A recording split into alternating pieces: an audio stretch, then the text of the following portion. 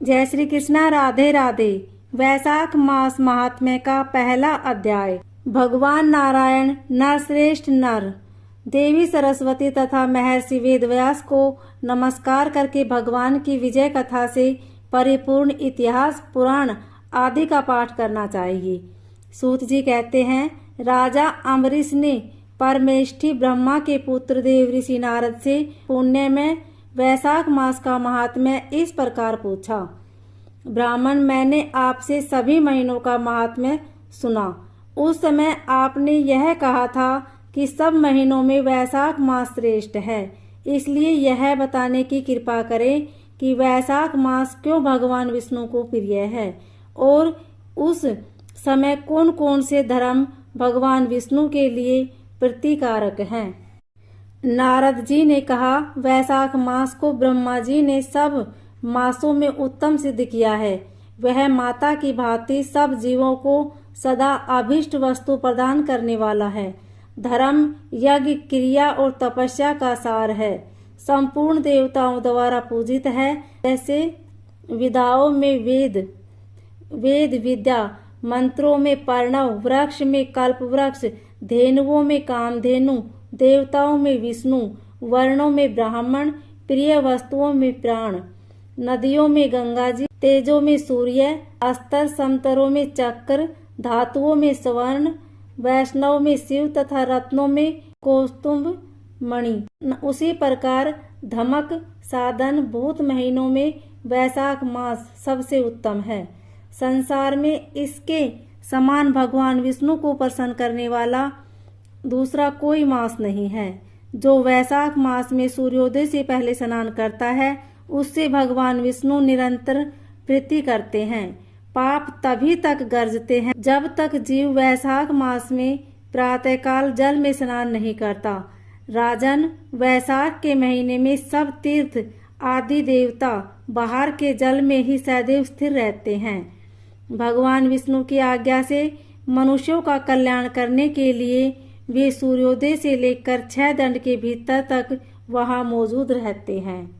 वैशाख के समान कोई मास नहीं है। सतयुग के समान कोई युग नहीं है। वेद के समान कोई शास्त्र नहीं है और गंगा जी के समान कोई तीर्थ नहीं है। जल के समान दान नहीं है। खेती के समान धन नहीं है और जीवन से बढ़कर कोई लाभ नहीं है। उपवास के समान कोई तप नहीं है। दान से बढ़कर कोई सुख नहीं। दया के समान धर्म नहीं। धर्म के समान मित्र नहीं। सत्य के समान यश नहीं। आरोग्य के समान उन्नति नहीं। भगवान विष्णु से बढ़कर कोई रक्षक नहीं और वैशाख मास के समान संसार में कोई पवित्र मास नहीं है। ऐसा विद्वान पुरुषों का मत है। वैशाख श्रेष्ठ मास है और शेष साई भगवान विष्णु को सदा प्रिय है। सब दानों से जो पुण्य होता है और सब तीर्थों में जो फल होता है उसी का वैशाख मास में मनुष्य केवल जल दान करके प्राप्त कर लेता है। जो जल दान में समर्थ है ऐसे ऐश्वर्य की अभिलाषा रखने वाले पुरुष को उचित है कि वह दूसरों को प्रबोध करे, दूसरों को जलदान का महत्व समझावे। यह सब दानों से बढ़कर हितकारी है। जो मनुष्य वैशाख में सड़क पर यात्रियों के लिए प्याऊ लगाता है वह विष्णुलोक में प्रतिष्ठित होता है। नृपश्रेष्ठ परपादन देवताओं, पितरों तथा ऋषियों को अत्यंत प्रीति देने वाला है।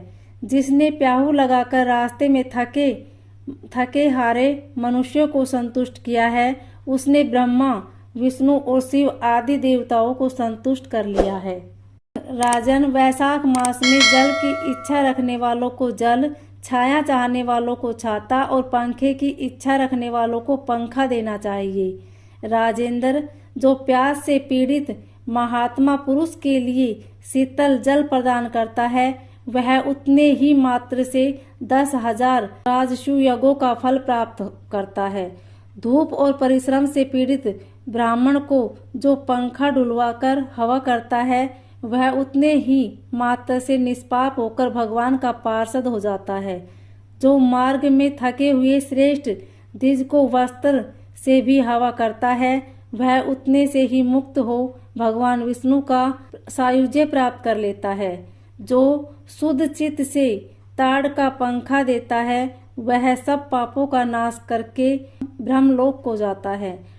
जो विष्णु प्रिय वैशाख मास में पादुका दान करता है वह यमदूतों का तिरस्कार करके विष्णुलोक में जाता है। जो मार्ग में अनाथों के ठहरने के लिए विश्रामशाला बनवाता है उसके पुण्य फल का वर्णन किया नहीं जा सकता। मध्याह्न में आए हुए ब्राह्मण अतिथि को यदि कोई भोजन दे तो उसके फल का अंत नहीं है। राजन, अन्न दान मनुष्य को तत्काल तृप्त करने वाला है, इसलिए संसार में अन्न के समान कोई दान नहीं है। जो मनुष्य मार्ग के थके हुए ब्राह्मण के लिए आश्रय देता है उसके पुण्य फल का वर्णन नहीं किया जा सकता। भोपाल, जो अन्नदाता है वह माता पिता आदि का भी विस्मरण करा देता है, इसलिए तीनों लोकों के निवासी अन्नदान की प्रशंसा करते हैं। माता और पिता केवल जन्म के हेतु पर जो अन्न देकर पालन करता है, मनीषी पुरुष इस लोक में उसी को पिता कहते हैं। ओम नमो भगवते वासुदेवाय।